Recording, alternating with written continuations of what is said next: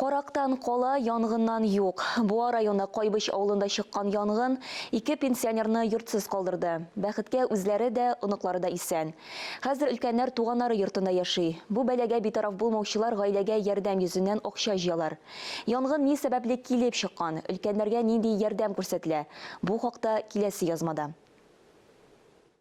Бәлә 3 декабрь кичендә килеп чыга. Айдар абый белән Мәгаззәм апаның оныклары да яннарында була. Янгын чыкканын балаларның берсе абайлап ала. Әбиң кич артта кухняда ашарга хәзерлидер, без 2-13 киле. Урта комнатада телевизор карыйдыр.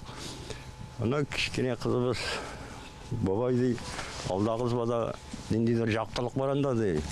Чыгып кирсем, анда проводкалар ниләр янып ята. Утны иң элек үзләре сүндерергә тырыша, әмма булдыра алмыйлар.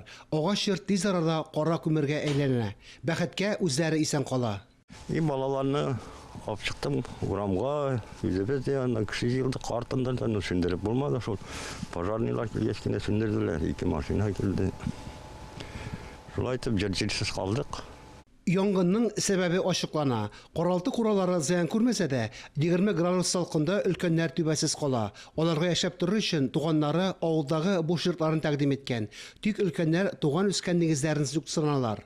Үзләре алар нигездән китәсләребез килми, гомер иткән нигезебез, үскән нигезебез инде Айдар абый. Шуңа күрә үзләренең теләкләре буенча без әлбәттә шушы авылдагы халык кеше белән, читтә яшәүчеләр кеше белән, аннан төрле организацияләргә бәлкем мөрәҗәгать итеп, язга Ходай кушып шушы йортны яңадан торгызасы иде дигән уй белән яшибез.